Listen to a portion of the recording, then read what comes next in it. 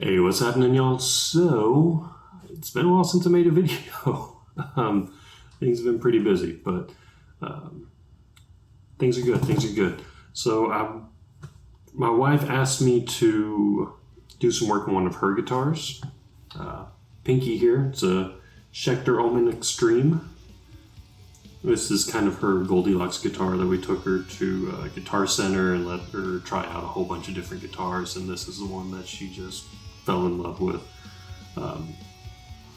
which kind of surprised her, but it hasn't been getting played a lot. We've gotten some other guitars. She's kind of been hung up on the Harley Benton Jazzmaster and some other stuff, so the frets are feeling a little grimy.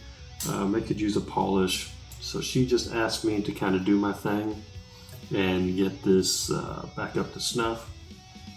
So I just thought, it's been a while since I did a video. Might as well just kind of film the whole thing and we can check it out. You can see my process and we can just kind of chat while I'm doing stuff. So anyway, the first thing that I really need to do is just plug this in. Well, and then I've got my mise en place. So if you're a cooking culinary person, you're familiar with that. It's having everything in its place. So I've got my strings. We're gonna try out the Olympias. So this is a sample that we got of their Artisan series.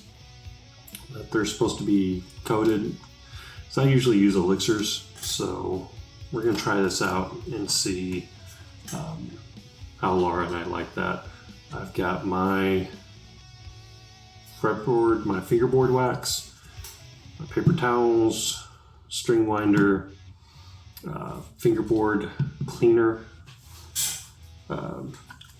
guitar finish cleaner, wire cutters, flathead screwdriver, whatever these things are called. Sometimes they come in handy. Tape in case I need it. Allen keys, and I've got my 1000 grit, 2000 grit, and 3000 grit sandpaper. Then over here I've got my buffing wheel. Let's see, I need to grab, now that I've seen it's not on here, an extra Allen key. This little one right here that I can use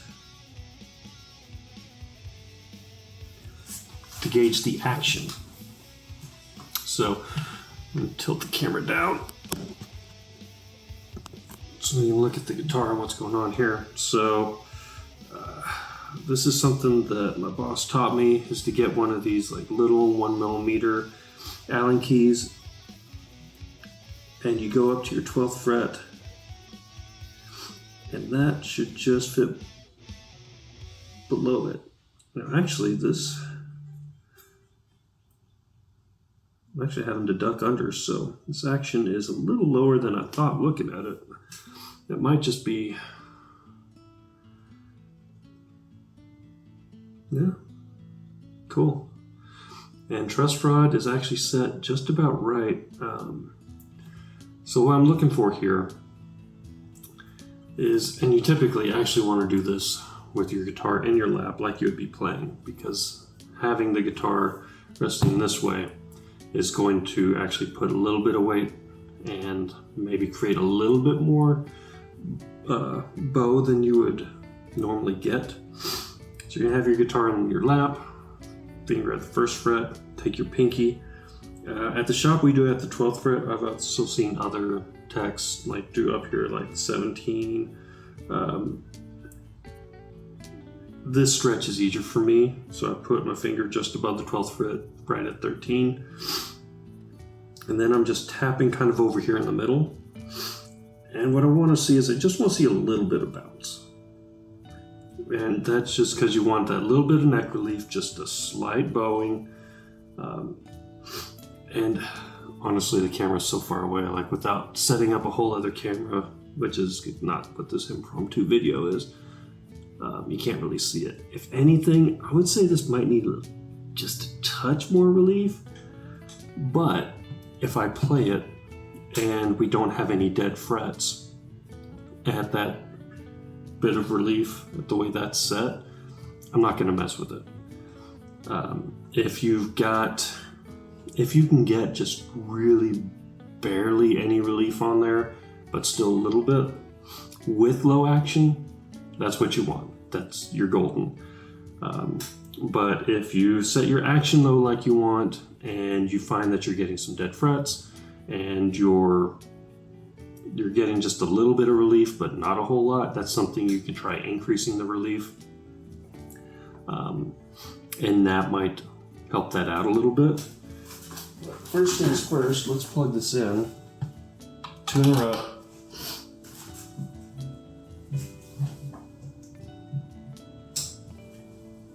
And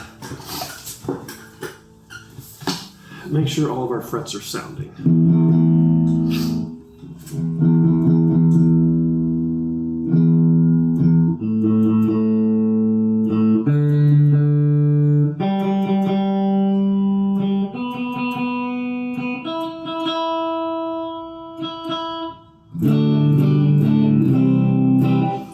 I've got my wife's orange solid state amp over here, and it's got a built-in tuner, so I'm kind of craning my neck looking at the tuner.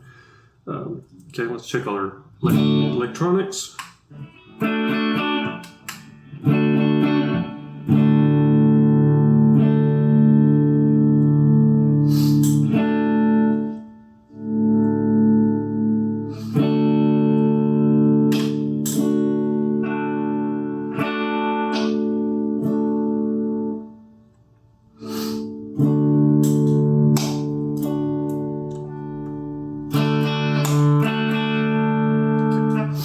Everything seems to be working okay. And I'm going to play every note on the fingerboard or on the fretboard to make sure that they all sound clear.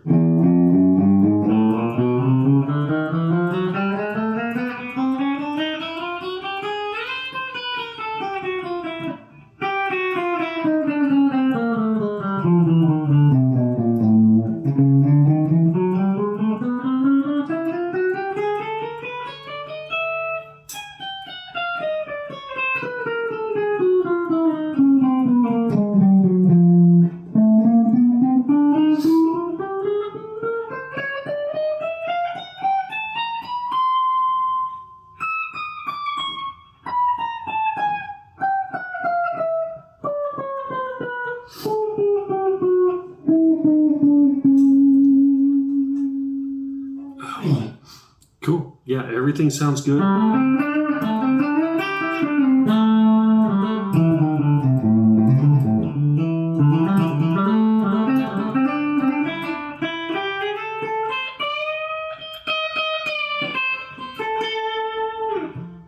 The frets do feel pretty grungy though, so go ahead and unplug that. So since everything played, I'm not gonna worry any more about the action or the truss rod. Like I said, a lot of that, the guitars are an interesting instrument, or just string instruments are interesting instruments, because everything is such a balance. You know, you're balancing string tension with the wood, with the truss rod, and everything. It's always changing, and it's why one of the reasons why these things need frequent maintenance. But yeah, if you can get it dialed in where it's just that touch of neck relief and your action's pretty low, you know, millimeter or less like we've got here, you're good to go. So let's take off these strings.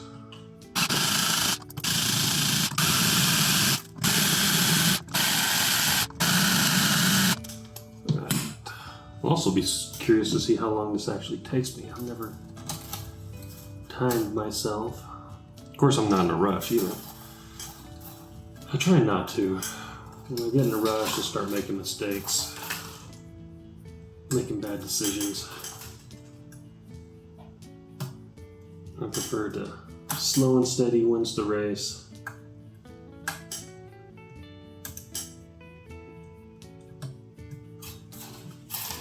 And get it done well, get it done right.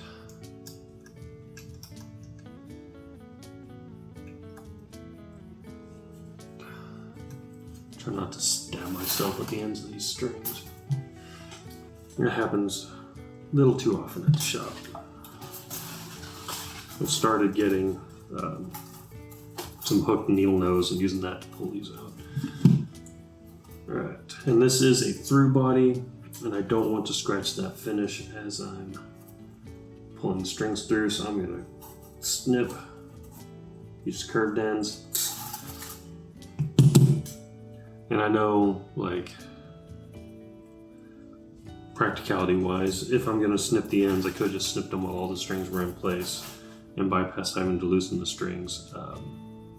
Guitar techs do that all the time. To me, that just makes things a little bit nerve-wracking. It makes me feel better just to loosen everything up first. Alright, trash these. I'm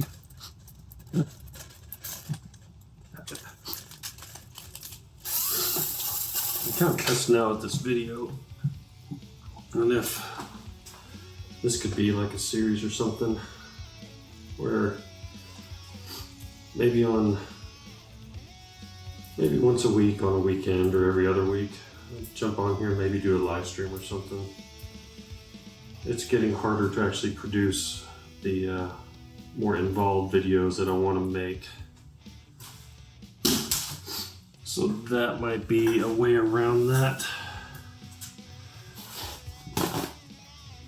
where I can still get some content out. I'm just going to kind of polish some things up real quick while we don't have strings on there.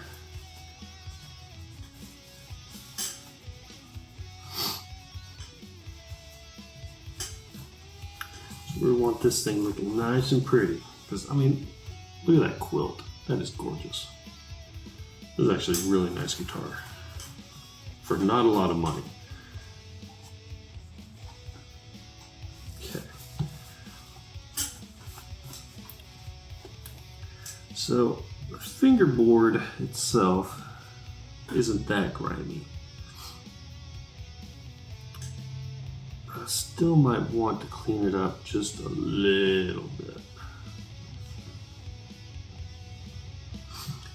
At work we have the fret shields from Music Nomad, which are awesome. You've got to get one for each scale length you're going to do, but it's just this metal shield that you just put over your fingerboard, and it's got slots where the frets poke through, so you can polish everything up without having to tape off your fingerboard.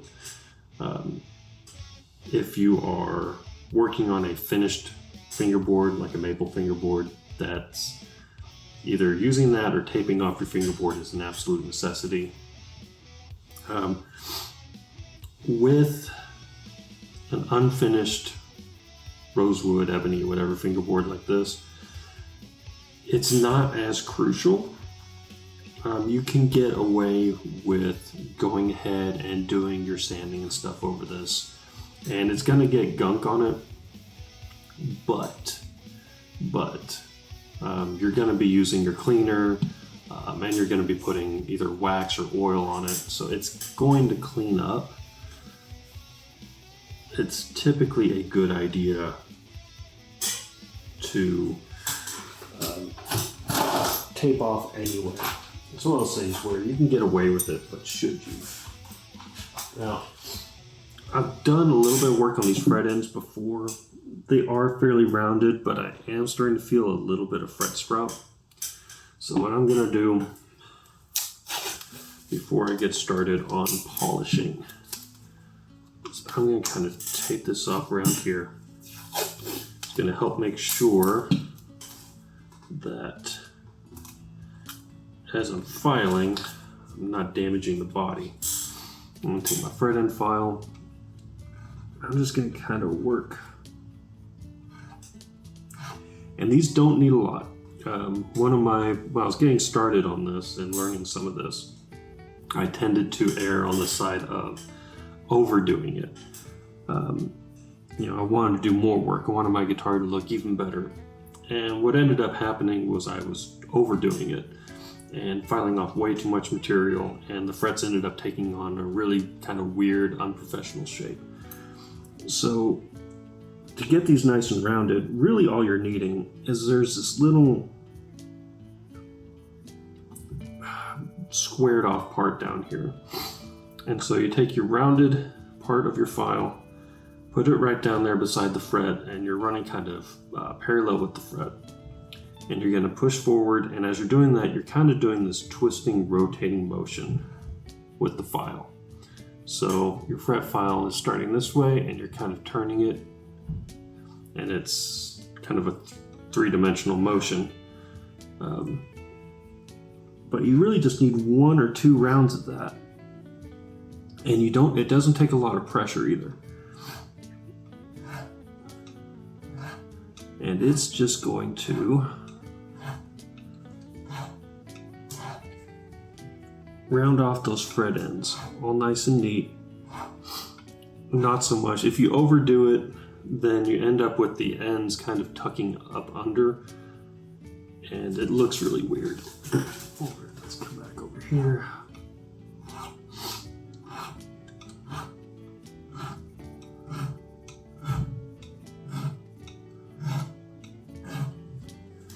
All right, now I'm going to switch hands, come back the other way.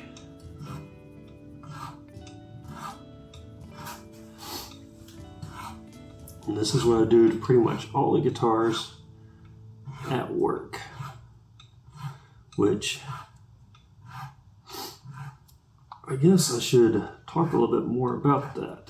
So when I get closer to the body, I just kind of do little movements, just kind of a little back and forth following that same path. All right, and move my fretting file there. Okay. Now I'm going to take my bigger file here. Just kind of go up and down that way. This is kind of a trick, and it's mostly a feel thing, right? So, and this file's pretty cool. It's got a unidirectional side and a bidirectional side. What you want to do is you want to take your file, and this is why I like using just freehand as opposed to putting this in the block that came with it. The block is mainly designed to get this at a certain angle to file an angle on these frets. What I'm trying to do is just tame the fret sprout. And so what I'm doing is I'm taking my file and I'm putting it at an angle. Just, if I start to feel, you should be able to feel the bite of the file on the fret. Okay, and it doesn't take a lot of pressure. One of my early mistakes was I was putting way too much pressure, and that puts you at risk for slippage, for damaging your fret tops. It puts you at risk for digging into the finish. So it really just takes you just want to use the bare minimum pressure that you need to actually file the fret away. And the angle you're looking for is just where you're catching the very bottom of that fret end. Right? If you rotate it too far this way, then all you're getting is finish. You're not doing any work. You're just going to end up damaging your guitar. If you do it too far the other way, then what you're going to end up doing is just sanding or filing down these fret tops, and you're not actually taming your fret sprout. So you just got to kind of feel it, and it takes practice. You just got to kind of work it and try it, and you want to go until you stop feeling it catch on those fret ends.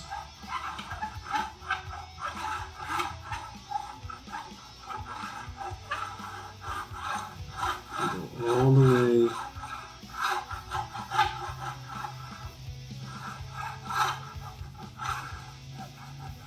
down, just carefully working it. And if you do it that way, it doesn't take near as long as you would think.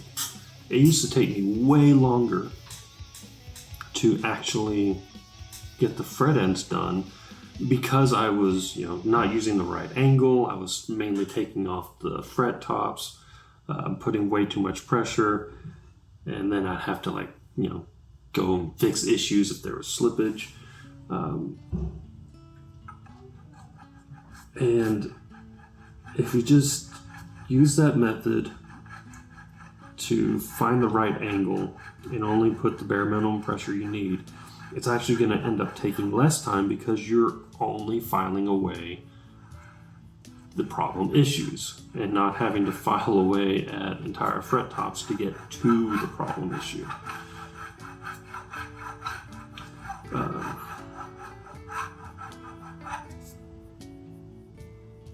Yeah, so that's feeling much better. Cool. All right, other side. But yeah, anyway, so I took a job. Man, it's been months back now. It's part of the reason why I haven't done so much with the channel.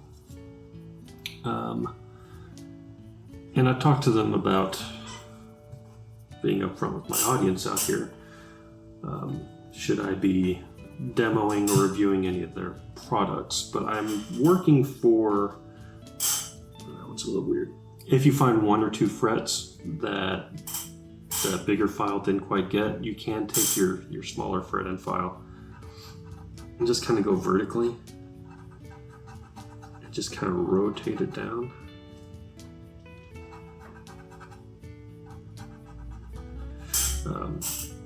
Sorry, talking and doing is not my strong suit.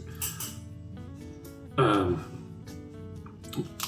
yeah, I took a job for Rhythm Band Instruments out of Saginaw.